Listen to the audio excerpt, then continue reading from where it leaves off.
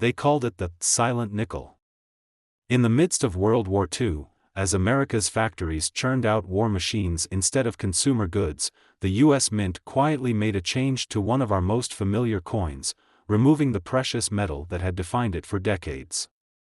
Today, we're exploring three remarkable 5-cent pieces that tell extraordinary stories of American history while commanding astonishing prices in today's market.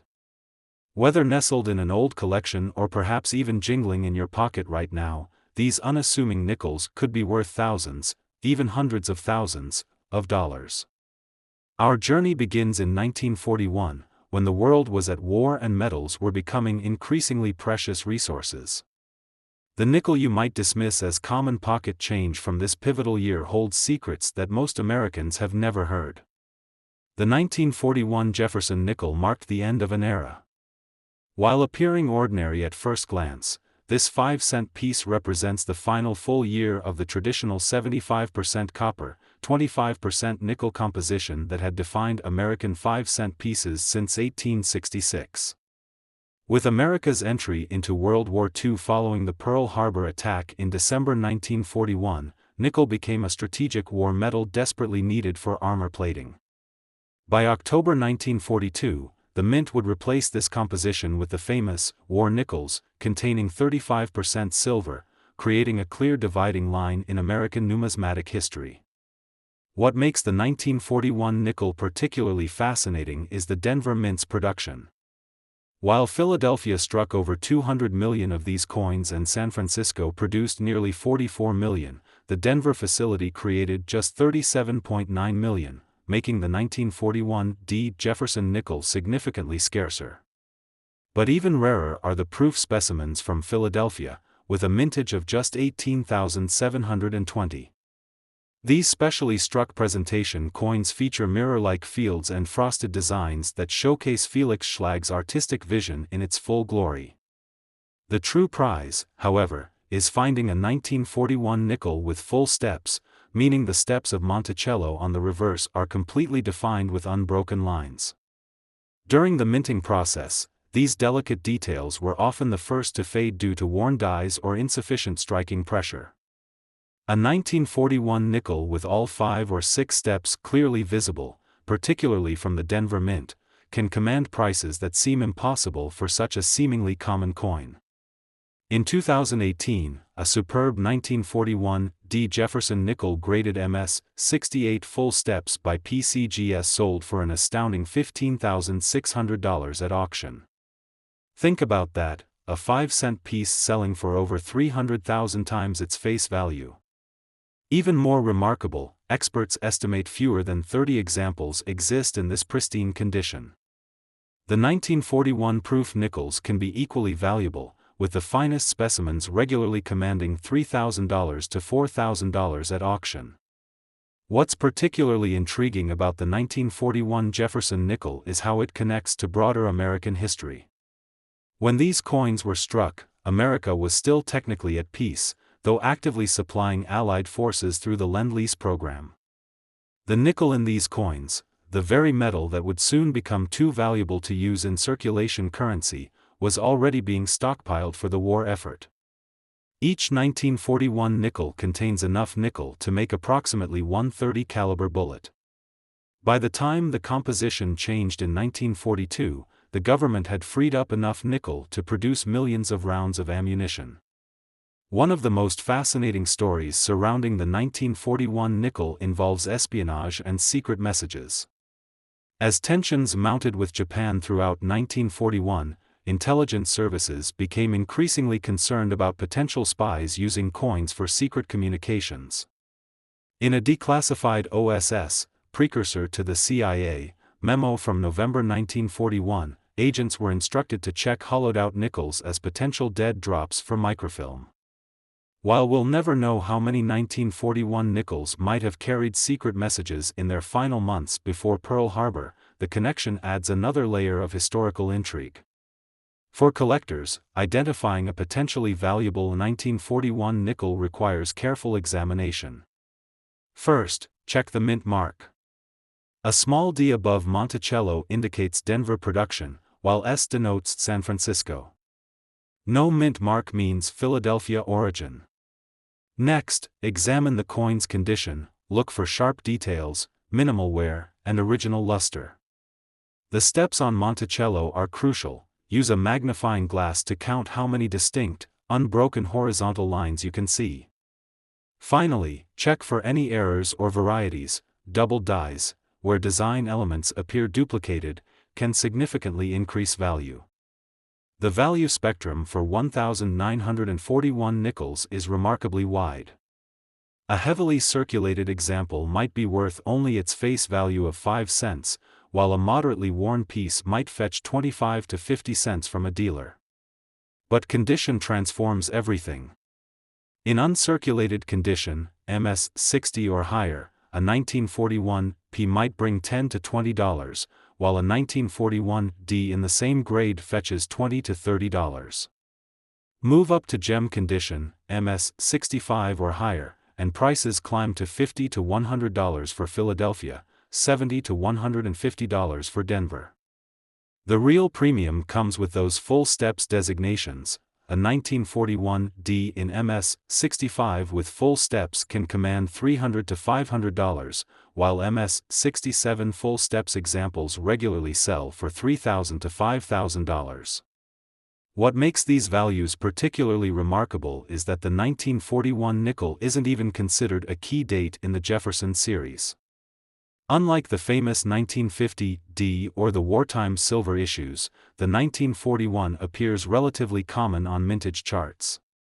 Yet the combination of historical significance, condition rarity, and the technical challenge of finding full steps examples has driven collector demand to surprising heights.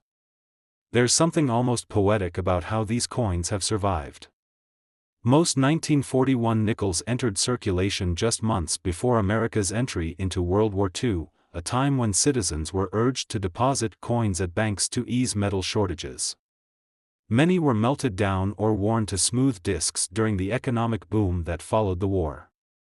Others sat in bank rolls or collections, their potential value unrecognized for decades. The finest survivors often escaped commerce entirely, set aside by prescient collectors or simply through lucky circumstances that protected them from the wear of everyday use. I remember a particularly touching story from a collector in Virginia. His father, a bank teller in the early 1940s, had saved a small canvas bag of uncirculated 1941 D nickels as a hedge against hard times. The bag remained sealed and forgotten in a desk drawer until 2012, when the family discovered it while settling the estate. Those 200 pristine nickels, preserved for over 70 years, yielded several MS 67 specimens and even a few potential MS 68 candidates. What had been intended as $10 worth of emergency money transformed into a numismatic treasure worth tens of thousands. The 1941 nickel also tells us something about American resilience. As these coins circulated, the nation mobilized for a global conflict on an unprecedented scale. Factories converted from consumer goods to war production. Rationing became part of daily life. Metals like nickel became so precious that even the composition of our everyday coins was sacrificed for the war effort. In this context, the 1941 nickel stands as a tangible link to the final moments of American peace, a small piece of metal that witnessed a pivotal turning point in world history. For those who inherit old collections or stumble across rolls of nickels in estate sales, the potential for discovering a valuable 1941 specimen remains very real. Unlike some famous rare coins that receive mainstream media attention, the 1941 nickel, particularly the high-grade Denver issues, remains somewhat under the radar outside serious numismatic circles. This creates opportunities for knowledgeable collectors to still make remarkable finds. Now let's fast-forward several decades to a coin that defies conventional wisdom about modern U.S. coinage, the 1985 Jefferson nickel. Many collectors dismiss post-1970 nickels as essentially worthless beyond face value, considering them too common and mass-produced to hold any premium. But that assumption has cost many a potential fortune, as the 1985 nickel demonstrates with remarkable clarity. The 1985 Jefferson nickel emerged during a fascinating transitional period in American coinage. The U.S. Mint was modernizing its production methods, implementing more automated processes and higher-speed coining presses. These changes, while increasing efficiency, often resulted in inconsistent quality control, creating the perfect conditions for valuable errors and varieties to reach circulation. The Philadelphia Mint struck a staggering 647 million nickels in 1985, while Denver produced about 459 million. With over a billion examples minted, it seems counterintuitive that any 1985 nickel could be scarce, yet certain varieties have become legendary in numismatic circles. The crown jewel of 1985 nickels is the elusive 1985 P double die obverse, a variety created when the working die received two misaligned impressions from the hub during manufacturing. This doubling appears most prominently in Jefferson's eye, the word liberty, and the date. Under magnification, these features show clear separation and doubling that's unmistakable to trained eyes. What makes this double die so remarkable is its relative subtlety combined with its scarcity. Experts estimate fewer than 250 examples have been identified, despite over 500 million Philadelphia nickels entering circulation that year. When a pristine example of this double die sold at Heritage Auctions in 2017, it commanded an astonishing $8,625, over 170,000 times its face value. Even moderately circulated examples routinely sell for $1,000 to $2,500, depending on the clarity of the doubling. The market has seen steady appreciation for this variety, particularly as the coin collecting community has increasingly embraced error and variety collecting as a legitimate specialization rather than a quirky niche. Beyond the famous double die, 1985 produced several other valuable varieties. The speared buffalo, actually a die gouged through Monticello, creates the illusion of a spear piercing the building. Then there's the bizarre, misaligned dies variety where the obverse and reverse designs don't properly align, creating coins with an off-center appearance despite the planchet being perfectly centered. Each of these varieties commands significant premiums, with the finest examples selling for hundreds or even thousands of dollars. Perhaps the most fascinating aspect of the 1985 nickel is its connection to U.S. economic policy. The early 1980s saw record inflation and soaring metal prices, leading to a brief but significant speculation that the government might eliminate the 1-cent coin and adjust other denominations. Internal mint documents released decades later revealed that throughout 1985, officials were actively considering composition changes for the nickel. Though these changes didn't materialize until much later, the 1985 nickels were struck during a period of genuine uncertainty about their future, giving them an added historical significance that most collectors never consider. The minting process itself contributes to the 1985 nickel story. By the mid-1980s, the mint was producing coins at unprecedented speeds, striking up to 600 coins per minute on modern presses. At this pace, quality control became increasingly challenging. Dies wore more quickly, creating progressive stages of deterioration that specialists now catalog as collectible die states. Some 1985 nickels show evidence of extreme die polishing, where mint employees attempted to extend die life by polishing away imperfections, inadvertently removing design elements in the process. These polished die varieties, once considered damaged and undesirable, now command premiums from specialists who recognize their importance in documenting mint practices.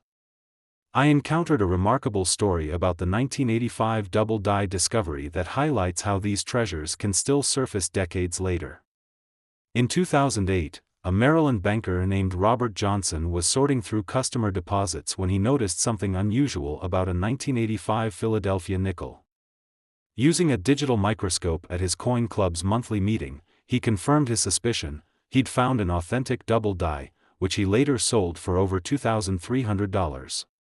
What's extraordinary is that this coin had circulated unrecognized for 23 years before being discovered, suggesting many more examples might still be waiting in pocket change and coin jars across America.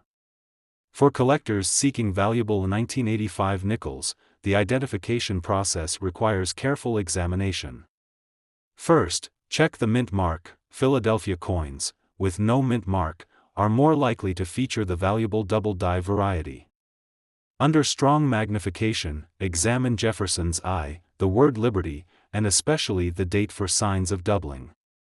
Look not just for thickness, but for clear separation between the doubled elements. For other varieties like the speared buffalo, examine Monticello for any unusual lines or gouges. Remember that authenticity is crucial. Many superficially similar doubled coins are actually the result of machine doubling, a much more common and less valuable striking anomaly. The condition spectrum for 1,985 nickels is particularly interesting. While a standard uncirculated example might be worth only 25 to 50 cents, the double die variety in the same condition commands 2,000 to 4,000 times that amount. This creates one of the widest value disparities of any modern U.S. coin based solely on a die variety rather than a mint error. Even more intriguing, unlike many valuable coins where pristine condition is paramount, the 1985 double die derives its value primarily from the variety itself. Even worn examples in VF or XF condition regularly sell for $500 to $900. Market trends for the 1985 nickel have defied conventional patterns. While many modern variety coins see an initial surge of interest followed by declining values, the 1985 double die has appreciated steadily over 3 decades. When first recognized in the early 1990s, examples sold for $200 to $300. By 2000, values had climbed to $500 to $700. Today, those same coins command 4-figure prices, with the finest specimens approaching 5 figures. This appreciation reflects both the coin's genuine scarcity and its growing recognition among mainstream collectors, not just variety specialists. There's something democratizing about a coin like the 1985 nickel. Unlike many numismatic treasures that have been catalogued and secured in collections for generations, these coins entered circulation relatively recently. They passed through countless hands, likely spent on newspapers, coffee, or vending machines before someone recognized their significance. Every time I discuss the 1985 double die with collector groups, I meet people who immediately begin checking their change, a reminder that discovery remains possible even in our modern, information-rich era. I'm particularly drawn to the stories of discovery that surround the 1985 nickel. Unlike ancient coins unearthed by archaeologists or colonial coins recovered from shipwrecks, these modern treasures are found in everyday contexts: a roll from the bank, a handful of change, a collection inherited from a relative who never realized its value. One collector in Ohio discovered his example in a vending machine reject tray at his workplace in 1997, 12 years after it was minted. Another found hers while counting church collection donations in 2003. These narratives remind us that numismatic discovery isn't limited to museums and high-end auctions, it happens in the flow of daily life, often when least expected. Our final coin today takes us to 1970. A year that represents a fascinating inflection point in American numismatic history, and a Jefferson nickel with a story that seems almost too extraordinary to believe. The 1970 Jefferson nickel with the elusive, small date variety stands as one of the most remarkable modern rarities in U.S. coinage, yet its story remains unknown to most casual collectors. The 1970 nickel emerged during a period of significant transition for the U.S. Mint. The coin shortage of the mid-1960s had finally eased, silver had been removed from circulating dimes and quarters, and the San Francisco facility had largely transitioned from producing circulation coins to focusing on proof sets for collectors. Against this backdrop, the Mint was experimenting with various date sizes and punches, leading to one of the most significant varieties of the modern era. For decades, the 1970 Jefferson nickel seemed unremarkable. The Philadelphia Mint struck approximately 515 million, Denver produced around 518 million, and San Francisco created about 238 million. With over 1 billion examples minted, collectors naturally assumed all 1970 nickels were common. But in 1994, numismatist John Wexler made an astonishing discovery: some San Francisco nickels featured a noticeably smaller date size than others. After extensive research, it became clear that the San Francisco Mint had used two different date punches that year, a standard large date and a significantly smaller small date variety. What makes this discovery truly remarkable is the scarcity ratio. While millions of large date 1970s nickels exist, the small date variety appears to have been produced in extraordinarily limited quantities. Conservative estimates suggest fewer than 5,000 examples exist across all conditions, creating a modern rarity that defies explanation. No mint records explicitly document this variety or explain why the date size was changed mid-production. This absence of official recognition only adds to the coin's mystique. The market confirmed this scarcity in spectacular fashion when a perfectly preserved 1970s small date nickel graded MS-67 by PCGS sold for an astounding $22,325 at auction in 2019. Even well-circulated examples regularly command $1,500 to $3,000, while typical uncirculated specimens sell for $5,000 to $8,000.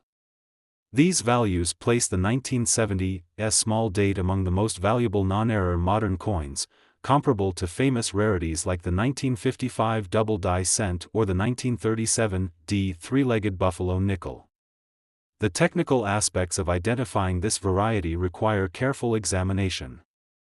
The difference between the large and small date is subtle but distinct when compared side by side. On the small date variety, the 1 and 9 are noticeably thinner, and the entire date occupies less horizontal space. The 7 shows the most dramatic difference, with a much shorter diagonal stroke on the small date version. Under magnification, these differences become unmistakable, though they can be challenging to spot without a reference example for comparison.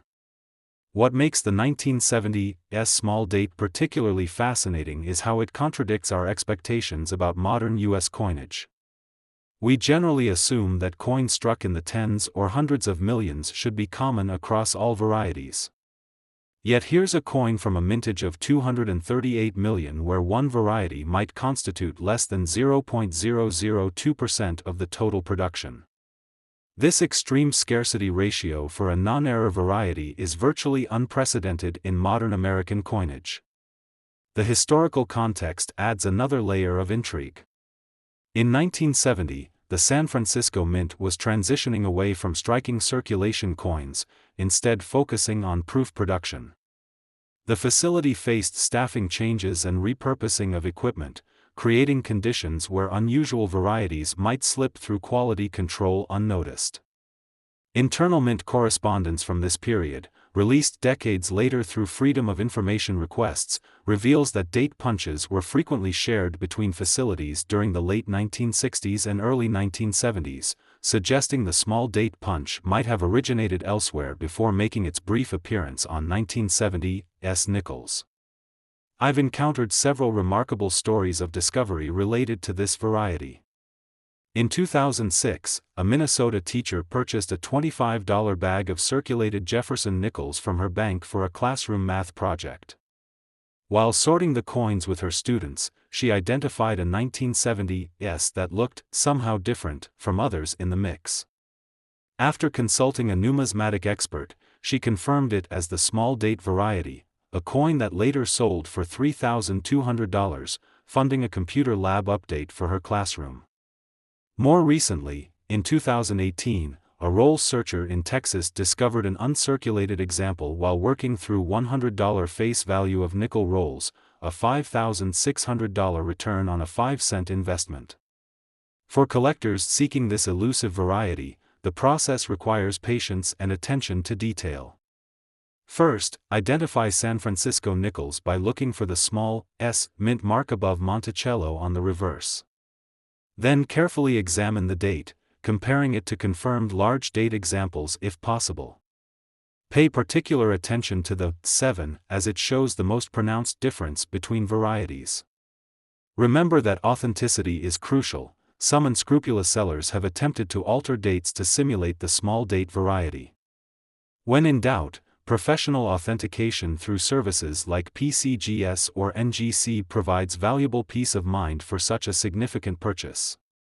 The condition spectrum for 1970s small-date nickels reflects their unusual production circumstances. Unlike many rare coins where pristine examples were preserved from circulation, the 1970s small date wasn't recognized as special when issued.